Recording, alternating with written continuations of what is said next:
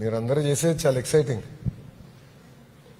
ఒక పట్టుదల, కమిట్మెంట్ మీకున్నంత మాలో ఎవరికి ఉండదు. ఎందుకంటే society is not easy on you. చిన్నప్పుడు ఎగతాళి చేసి ఉంటారు కదా, ఏడిపించి ఉంటారు, అనేక మాటలు అని ఉంటారు. కానీ అవన్నీ మీరు అధిగమించుకుని ఈరోజు మీరు ఈ స్థాయికి వచ్చారంటే మీలో ఉన్న పట్టుదల, కమిట్మెంట్, కసి, ఫైర్ అదే మనందరిలో మార్పు తీసుకొస్తుంది. వాస్తవంగా నేను మిమ్మల్ని అందరూ చూసి నేర్చుకోవాలి. ఎందుకంటే మీకున్నంత కమిట్మెంట్, కసి మాలో ఎవరిలో ఉండదు. సో నాకు మా వాళ్ళు చెప్పినప్పుడు చాలా ఎక్సైట్ అయ్యా, డిపార్ట్మెంట్ చెప్పినప్పుడు చాలా ఎక్సైట్ అయ్యా. ఎందుకంటే మీకు కొన్ని ఆలోచనలు ఉన్నాయి, మిమ్మల్ని సపోర్ట్ చేయాలి, మిమ్మల్ని పుష్ చేయాలి. ప్రభుత్వం పైన ఉన్న బాధ్యత కూడా ఏంటంటే మీలాంటి యంగ్స్టర్స్ని ఐడెంటిఫై చేసి పుష్ చేస్తే సమాజంలో కూడా మార్పు వస్తుంది. గౌరవించాలి అనేది తెలియాలి. ఇది నాకు పర్సనల్ సబ్జెక్ట్. కారణం ఏంటంటే చాలామంది నాకు సైన్ లాంగ్వేజ్ చెప్పాను, కూర్చుని చెప్పు, సైన్ లాంగ్వేజ్లో చెప్తారా చెప్పండి. మరి ఇప్పటివరకు చెప్పేశారు.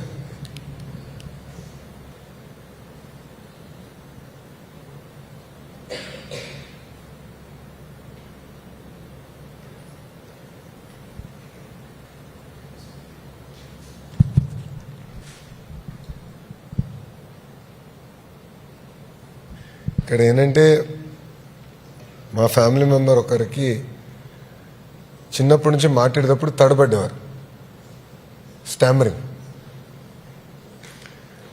స్టామరింగ్ ఉన్నప్పుడు ఏంటంటే అతన్ని చాలామంది ఎగతాళి చేశారు. మా ఫ్యామిలీ మెంబర్ ఆ వ్యక్తి అమెరికాలో చదువుకునేవారు. అమెరికాలో చదువుకుని తిరిగి వచ్చిన తర్వాత ఎయిర్పోర్ట్లో కస్టమ్స్ ఆఫీసర్స్ ఉంటారు కదా, ఇమిగ్రేషన్ ఆఫీసర్స్, వాళ్ళప్పుడు నీకు ఇంత కూడా మాడతాం రాదు అని ఎగతాళి చేశారు.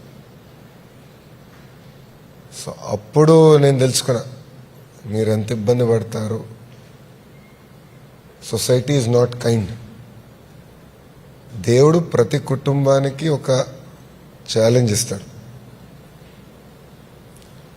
కానీ ఆ ఛాలెంజ్ని అధిగమించుకునే శక్తి కూడా దేవుడు మనకిస్తాడు. So all of you have that power. So నేను మిమ్మల్ని అందరినీ కోరేది, from government we are here to support. Rise beyond these challenges and you have the energy to conquer the world. ఈరోజు నేను ఎందుకు మీతో కూర్చొని మాట్లాడుతున్నానంటే సమాజంలో కూడా మిమ్మల్ని గౌరవించాలి, సొంత పిల్లల్ని చూసుకున్నట్టు మిమ్మల్ని చూసుకోవాల్సిన అవసరం ఉంది.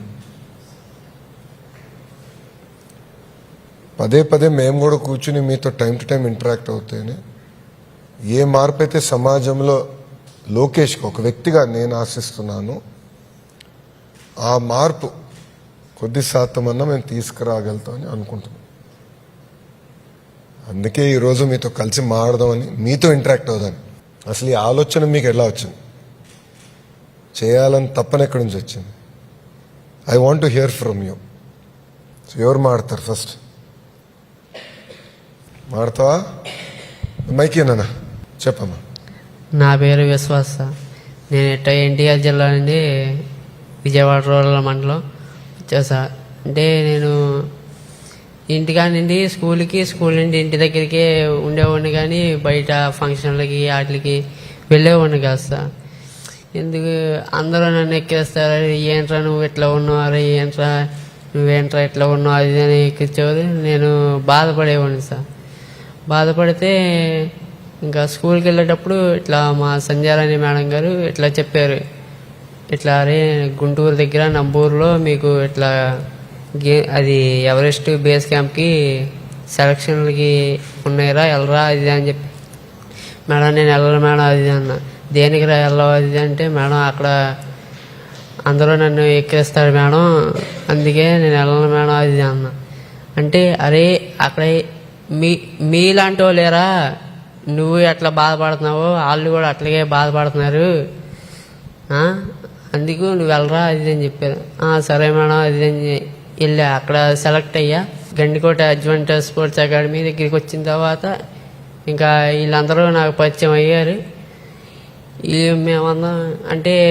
మేమందరం ఏ సక్సెస్ అవ్వాలని కాన్ఫిడెన్స్గా వెళ్ళాం. అక్కడ కూడా మాకు మంచిగా సార్ వాళ్ళందరూ మాకు ట్రైనింగ్ ఇచ్చారు. బాగా మాతో ఫ్రెండ్స్ లాగా ఉండేవారు. అక్కడ సెలెక్షన్ అయిన తర్వాత లడఖ్కి వెళ్ళాం. లడఖ్ అంటే అక్కడికి వెళ్తామో కూడా లేదో తెలియదు. ఇంకా అలాగే కాన్ఫిడెన్స్ మేము వెళ్తాం, మేమంటే ఏంటో ప్రపంచానికి చూపించాలి అనే కాన్ఫిడెన్స్ మీద వెళ్ళాం. అక్కడ మేము సెలెక్ట్ అయింది. అక్కడ కూడా బాగా సారు మాతో అంతా కలిసి అన్ని ట్రెక్కింగ్కి అవన్నీ 5600 మీటర్ యాటిట్యూడ్లో మేమందరం ట్రెక్కింగ్ చేసాం. ఇంకా అక్కడి నుండి వచ్చేసిన తర్వాత అంటే మాలాంటి వాళ్ళకి ఇంకా మేమంటే ఏంటో ఇన్స్పిరేషన్గా తీసుకొని, అంటే మేము పుట్టాం ఎందుకు అనే కాకుండా, అరే మేము పుట్టాం ఇట్లాగా వీళ్ళు ఈ అన్నోళ్ళు ఈ అక్కోళ్ళు చేశారు, అలా మేము చెయ్యాలి, మాకంటూ ఒక కాన్ఫిడెన్స్గా ఉండాలి అనే ముందుకి. ఇంట్లో లేవన్నారు ఇంట్లో వాళ్ళు ఈ నిర్ణయం తీసుకున్న తర్వాత ఏమనుకున్నారు ఇంట్లో? అరే నువ్వు వెళ్ళరా, మీలాంటి వాళ్ళ గురించే కదరా,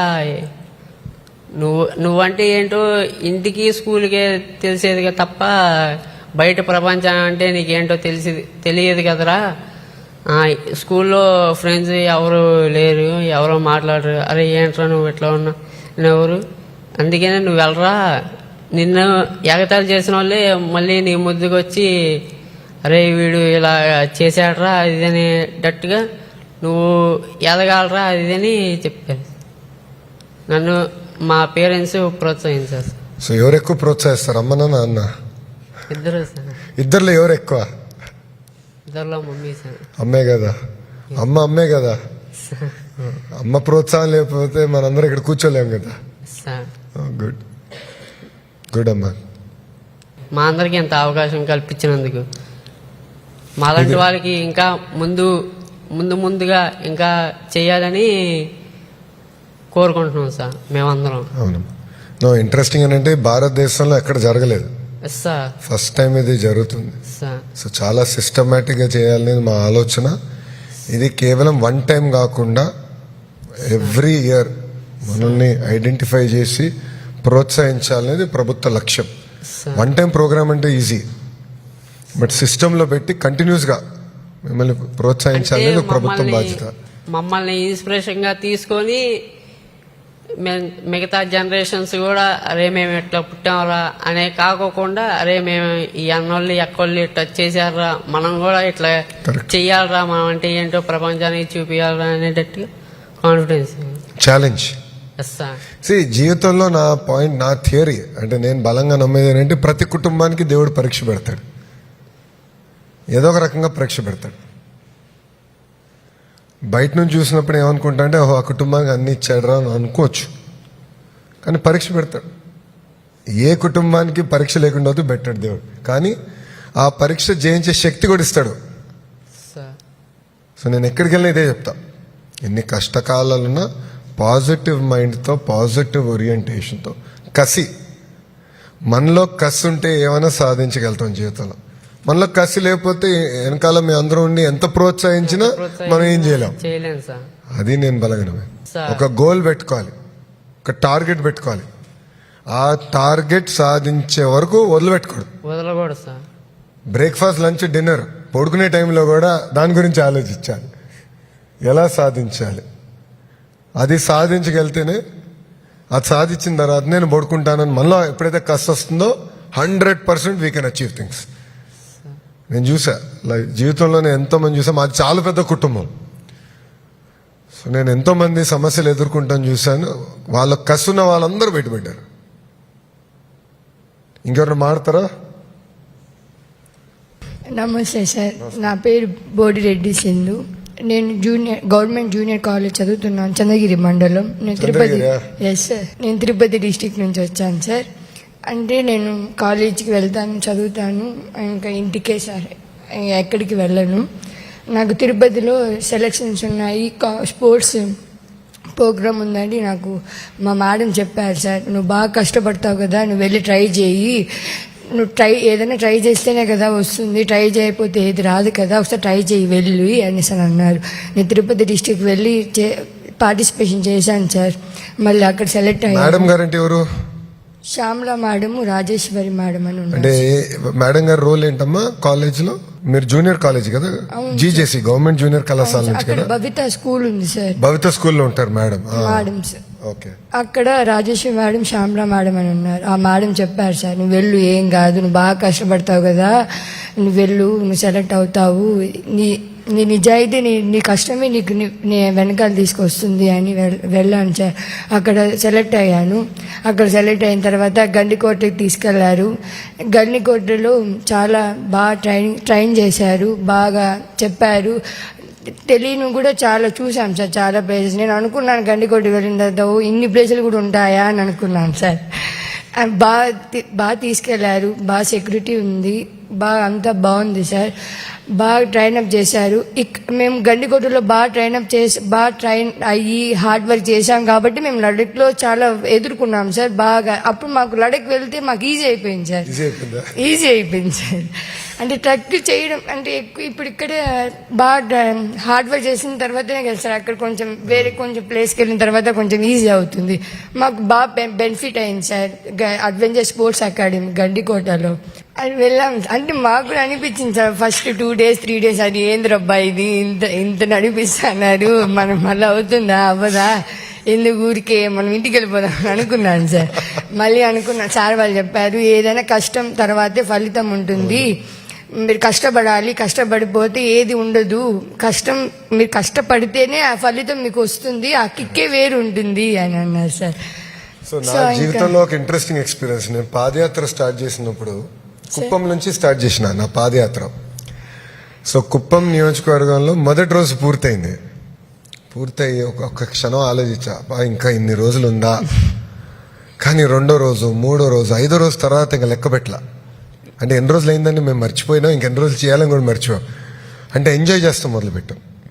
సో ఫస్ట్ కష్టంగా అనిపించవచ్చు, కానీ ఎప్పుడైతే మొదలుపెట్టి ఒక కమిట్మెంట్తో చేస్తామో అలవాటు అయిపోతుంది. దాని తర్వాత ఇంకా జీవితం మొత్తం మారిపోతుంది. అవును సార్. ఇంకా వెళ్ళాము. ఇంకా మాకు ఒక 3-4 days పెయిన్స్ వచ్చాయి సార్. ఫుల్ కాలు పెడితే నొప్పి అన్నట్టు వచ్చింది సార్. మళ్ళీ సార్ వాళ్ళు ఏం కాదులే, అవి ఫిట్ అయిపోయి ఉంటాయి, బాగా స్ట్రాంగ్ అయిపోయి ఉంటాయి, అందుకే అవి పెయిన్స్ వస్తున్నాయి, ఏం కాదు, ఇంకా నడవండి, బాగా నడవండి, ట్రక్ చేయండి, ఏం కాదు, బాగా సెట్ అయిపోతుంది, మీకు అక్కడ లడఖ్ వెళ్ళిన తర్వాత ఈజీ అవుతుంది, మీరు ఇక్కడ కష్టపడినారంటే అక్కడ మీకు ఈజీ అవుతుంది, ఇక్కడ దొంగగా చేసి దొంగగా ప్రాక్టీస్ చేశారంటే మీరు సఫర్ అవుతారు అక్కడ అనేసి అని అన్నారు. మళ్ళీ బాగుంది సార్, బాగా చేశారు. హెల్పింగ్ నేచర్ నాకు ఇంకా ఎక్కువ తెలిసింది సార్. మనం హెల్ప్ చేయాలని మన మనసు నుంచి రావాలి సార్, మన మైండ్ నుంచి రాకూడదు సార్. అప్పుడే మనం ఏమైనా హెల్ప్ చేయగలుగుతాం సార్. హెల్పింగ్ నేచర్ నేర్చుకున్నాను, ఇంకా ఎక్కువ నేర్చుకున్నాను సార్, బాగా చేయాలి అని. మళ్ళీ డిసిప్లిన్ సార్, మళ్ళీ అందరు టీమ్ స్పిరిట్ బాగుండాలి, టీమ్ స్పిరిట్, ఫ్రెండ్స్ బాగుండాలి, ఫ్రెండ్స్ కోఆపరేషన్ చేసుకోవాలి, కమ్యూనికేటివ్గా ఉండాలి, అట్లా బాగా నేర్చుకున్నాం సార్. గండికోటలో అన్ని మొత్తం తెలియని కూడా బాగా నేర్చుకొని నడకు వెళ్ళి. ఎన్ని రోజులు గండికోటలో ఉన్నాం సార్? 1 month. 1 month ఉన్నారు గండికోటలో? 1 month ఉన్నాం సార్. అక్కడ ఉన్న తర్వాత లాస్ట్ రోజు వెళ్ళిపోయింది, ఏదో బాధగా వెళ్ళాం సార్ మేము ఇంటికి. అంత బాగా ఉండింది సార్. ఇంట్లో ఎంతమంది అమ్మా మీరు? నాకు తమ్ముడు ఉన్నాడు సార్. తమ్ముడు ఉన్నాడు. Okay okay. తమ్ముడు డిసబిలిటీస్ ఏం లేవా? తమ్ముడు బాగున్నాడు. తమ్ముడు ఏం చదువుతాడమ్మా? Boys high school sir. 10th complete అయ్యింది. 10th అయింది. Okay okay. సో ఇంట్లో రౌడీ ఎవరు సార్? ఇంట్లో రౌడీ ఎవరు? రౌడీ నేనే సార్. నువ్వేనా రౌడీ? గారభంగా పెంచారా ఇంట్లో నిన్ను? అదేం పెంచలేదు సార్. ఇప్పటికీ దెబ్బలు తింటాను సార్. ఇప్పటికీ దెబ్బలు తింటావా? అమ్మ ఇప్పటికీ కొడుతుందా? కొడుతుంది సార్. నన్ను ఇప్పటికీ మా అమ్మ తిడుతుంది.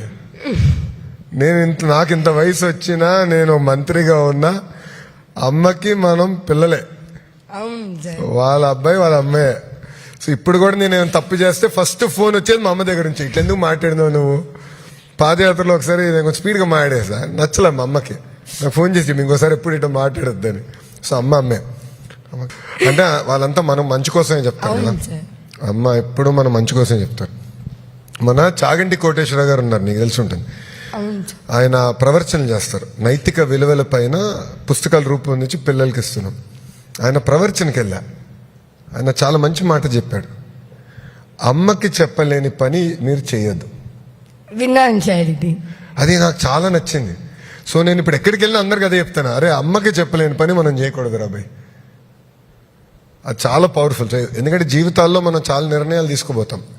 తీసుకున్నప్పుడు ఆ ఒక్క నిర్ణయం మనం గుర్తుపెట్టుకోవాలి, అదొక బెంచ్ మార్క్ పెట్టుకోవాలి. Good. So congratulations, thank you she sir. Make us proud.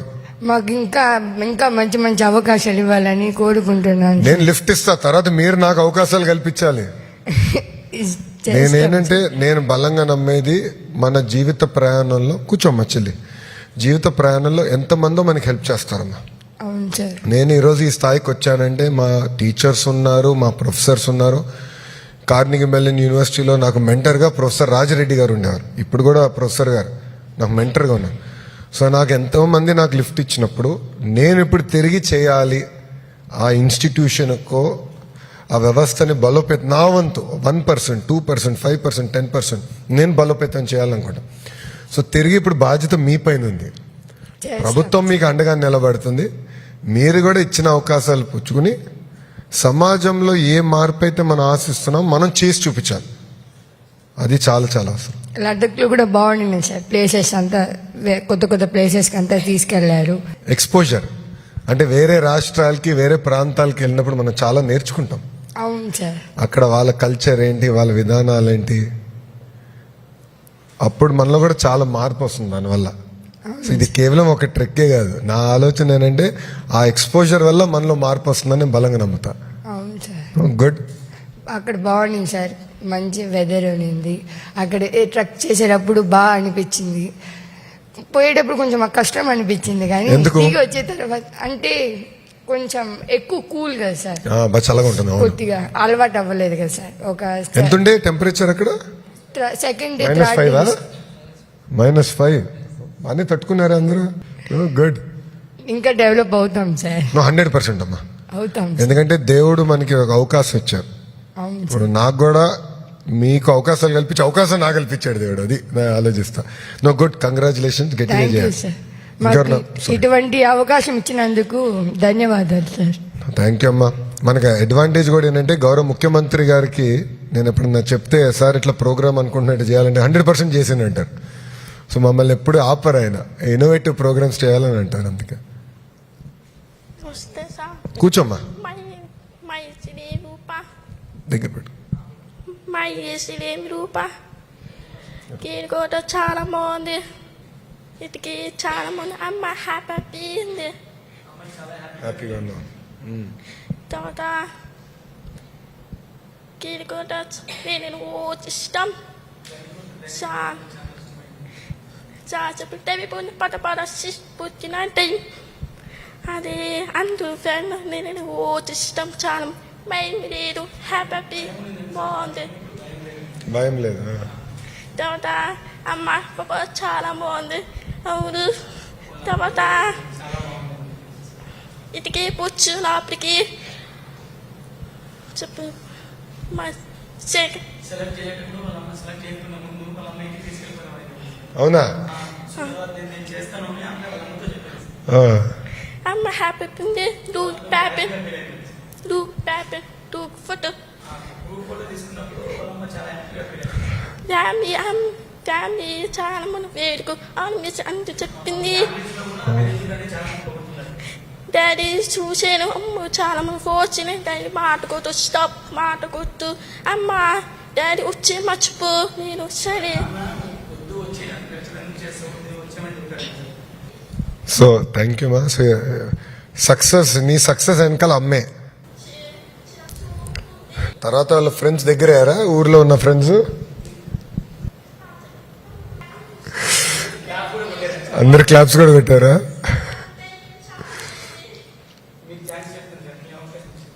Thank you అమ్మా. నేను థ్యాంక్ యూ చెప్పాలి నీ పట్టుదలకి, ఆ కమిట్మెంట్, ఆ ఫోకస్. ఎంతో మంది చేయొద్దని చెప్పినా చేసావు, అది ఇంపార్టెంట్ అమ్మా. Nice, good. ఏ ఊరు మంది?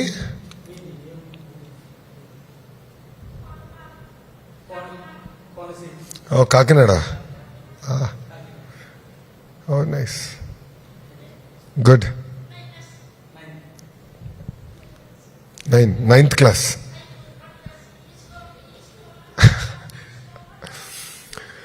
టెన్త్ క్లాస్ చాలా ఇంపార్టెంట్ తల్లి. Board examination.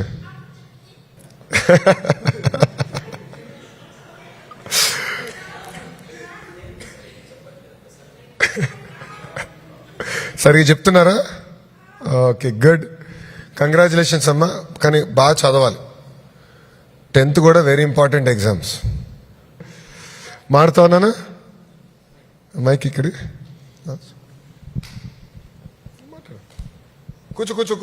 కూర్చోరా. ఏ క్లాస్ నాన్న? 9th class sir. ఏ ఊరమ్మా మంది? మా శ్రీకాకుళం డిస్టిక్ మెల్లేపూటి మండలం హేరాపురం విలేజ్ సార్. సో ఈ ఆలోచన ఎక్కడి నుంచి వచ్చింది, ఎవరు చెప్పారు నీకు? మాకు అంటే మా మెల్లేపూటి స్కూల్లో భవిత నుంచి సార్ అండ్ మేడం చెప్పారు సార్, ఫోన్ చేసి ఇలా శ్రీకాకుళంలో నీకు ఇలా సెలక్షన్స్ అవుతున్నాయి ఎవరెస్ట్ బేస్ క్యాంప్వి, వెళ్ళు నువ్వు చేయగలవని అన్నారు సార్. నేను స్కూల్ గేమ్స్లో కూడా చాలా వెళ్ళాను సార్. మా డాడీ ఎక్స్పైర్, మా అమ్మ కూడా స్పోర్ట్స్ మ్యానే సార్. మా అమ్మ ఎక్కడ చేస్తారు? అమ్మ అంగన్వాడీ హెల్పర్ సార్, ఆయా.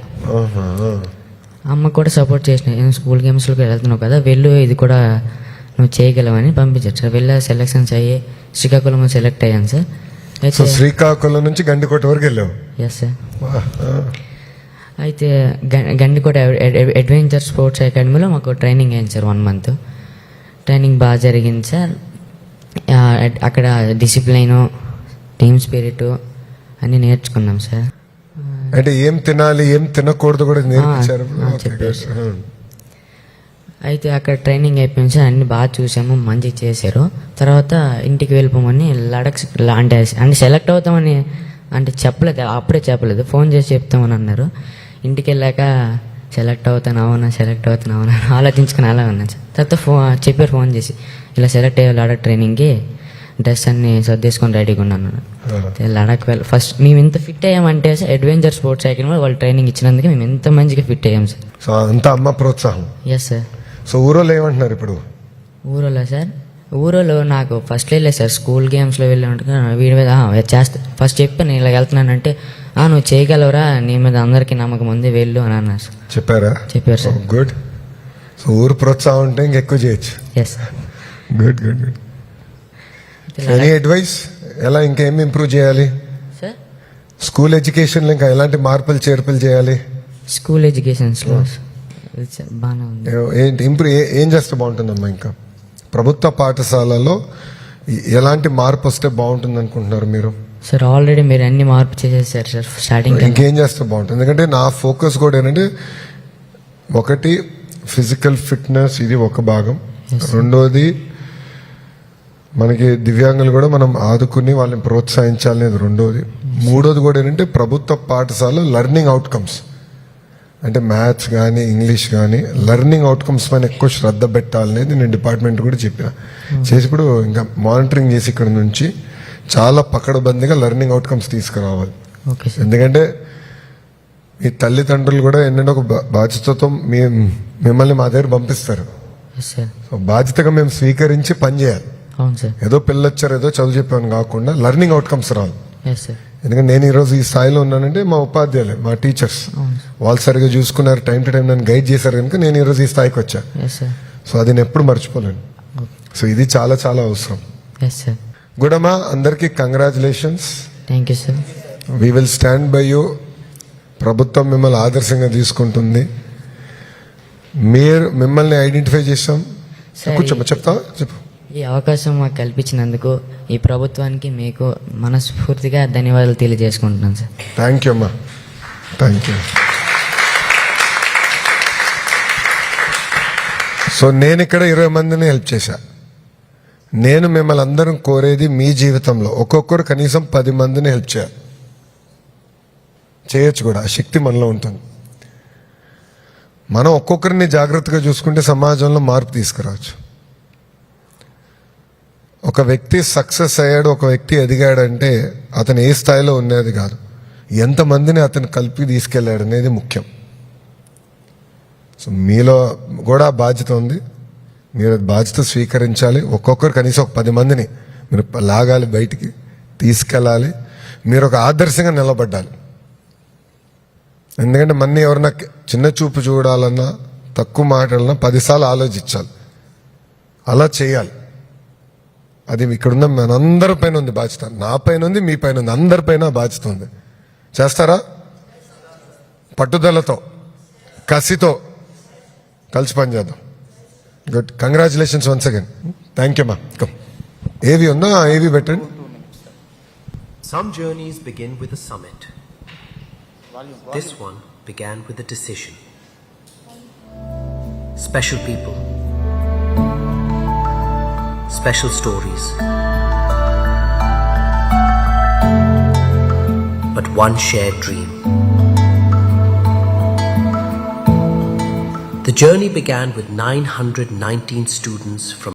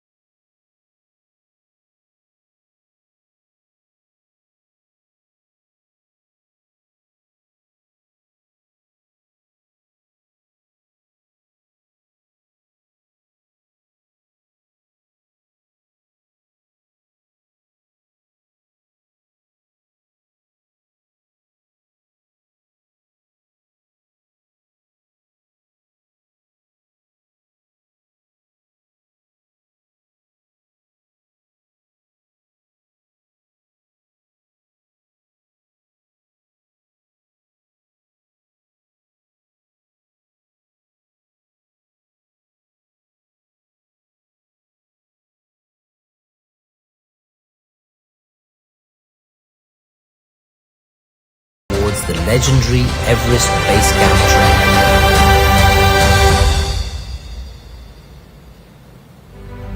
This journey was made possible with the support of Shri Naralokesh, Kona Shasidhar IAS, Tamim Ansari through Samagra Shiksha Abhiyan and the Adventure Sports Academy Gandikota, established in association with the Government of Andhra Pradesh, creating opportunities for students to discover courage, resilience and leadership through adventure. Adventure belongs to everyone. చెప్పినానా? My name is Tayyab Nihana. Kurnool జిల్లా. కర్నూలు జిల్లా. School పేరు గల్తట్ school. ఈరోజు 9th class. Gandikonda ఫస్ట్లో రేపిస్తున్నారు sir. Gandikonda first రేపిస్తున్నారు బాగా ఆలోచి. తర్వాత food ఎక్కువ తినాలి, వాటర్ ఎక్కువ తాగాలి. చాలా మంచి హ్యాపీ ఉంది. రౌండ్ మొత్తం చాలా బాగుంది. నాకు చాలా హ్యాపీ ఉంది. ఇంకా లదాఖ్లో చల్ల ఎక్కువ ఉంది. ఏం లేదు, ఫస్ట్ చల్ల ఎక్కువ ఉంది. 2 days 3 days చల్ల రాదు. చాలా బాగుంది. మా స్కూల్లో ఎవరు మాట లేదు, నాకు ఫ్రెండ్స్ లేదు, నాకు పిలుపు లేదు, నాకు బాధపడుకుంది. మా ఫ్రెండ్ కొంచెం లేదు, కొంచెం కొంచెం మాట్లాడతారు. నేను ఒకటి బాగా చదువుకుంటా అమ్మ చెప్తుంది. అమ్మ చాలా మిర్చిన్ టైలర్. మా నాన్న కోవిడ్లో ఉన్నారు. మిర్చిన్ టైలర్ ఉన్నారు మా నాన్న. అమ్మమ్మ మా అమ్మ అంటారు. మా అమ్మ మాట లేదు, అమ్మ బాధపడుకుంది. అందుకే నీరు చాలా అయిపోయింది. అమ్మ ఎవరు మాట లేదు, అమ్మ రేటుంది. మాకు మా ఫ్రెండ్ అంతే, మా తమ్ముడు మా నాన్న అంతరు ఉన్నారు. అంతే చాలు. నాన్న ఈరోజు ఒక్కటి చెలట్ అయిపోతే జాబ్ వచ్చి నాకు డబ్బులు చాలా కొంచెం ఉంది. అందుకే మా అమ్మ చెప్పింది, నువ్వు జాబ్ వచ్చి మంచి కావాలి చెప్పింది అమ్మ. నువ్వు మార్నింగ్ రైనింగ్ చేయలేదు, అమ్మ ఏం చెప్తలేదు. మార్నింగ్ లేచి రోజు రైడింగ్ పోవాలి. ఇక అయిపోతే సాయంత్రం జిమ్ పోతా, జిమ్లో రన్నింగ్ చేస్తా రోజు. మా అమ్మ హ్యాపీ ఉంది. నాన్న ఎందుకు రన్నింగ్ చేయాలి, చాకుండాలి, జాగ్రత్త వెళ్ళాలి, అందుకే చేయాలి. మేము ఎవరు తప్పదు, మేము చేయాలి. ఆరోజు మేము సొంతం చేయాలి. అందుకే చాలా హ్యాపీ. మా ఫ్రెండ్ అంతా ఫోన్ మాట్లాడతారు. నాన్న చాలా టైప్ ఉంది, అందరూ మా ఫ్రెండ్ హ్యాపీ ఉంది. నాన్న మంచి చేయాలి జాబ్. నాకు అది అందరికి సేమ్ జాబ్ వచ్చావి. నాకు ఎవరితో మాకైతే పిలిపి లేదు, కాలు లేదు, చెయ్యి లేదు, కన్ను లేదు. నాకు కంచం ఉంది, అంత కంచం బాగుంది. చూచాను, నాకు హెల్ప్ కావాలి, జాగ్రత్త చూచాను. మీరు వాళ్ళు మాకైతే పిలుపు లేదు, నాకు కంచం లేదు. మేము మాట్లాడేవాళ్ళు, నాకు కంచం చాలా ప్రేమ ఉంది. అందుకని చూచా, అంత చాలా చూచా. మా నాన్న అందరూ చెప్తారు. మా నాన్న ఉండేదా, నాన్నకి పిలుపు లేదు, ఎంత పాపం ఉంది తెలుసు. అందుకే అందరూ హ్యాపీ ఉన్నారు. నాన్న ఎంత బాగుంది చెప్తారు. నేను బాగున్నా చెప్తారు అంతే. ఇక మా నాన్న అక్కడ ఉన్నారు, రారు ఈరోజు. నీ జమ్మూ కాశ్మీర్ పోతే కర్నూలు జిల్లాలో వచ్చి మా నాన్న వచ్చారు. అందుకే మా నాన్న ఫోన్ చేస్తారు. మే వచ్చారు, మేకి వచ్చారు చెప్తున్నారు మా నాన్న. సరే, మా అమ్మ కొంచెం పెయిన్ చేస్తుంది. మా అమ్మ ఆనం బాగాలేదు, డబ్బు లేదు. మా నాన్న ఒక్కటి టైలర్ కుట్టుకుంటారు. నాకు స్కూల్ పోలేదు, టైమింగ్ రోజు పోతా. మేడం అందరూ చెప్తారు, ఫోటో కావాలా, పేపర్ కావాలా, అంటి కావాలా. మేడం అందరు చెప్తారు. అందరూ హ్యాపీ ఉన్నారు. నాకు హ్యాపీ ఉంది. ఎవరు చాలాలు వచ్చి నాకు ఇట్లా చేస్తున్నారు. అందుకే చాలా కొంచెం పడింది. హ్యాపీ ఉన్నా నీళ్ళు అంతే sir. Thank you sir. Good, thank you. Thank you sir. Group photo దిగుదా?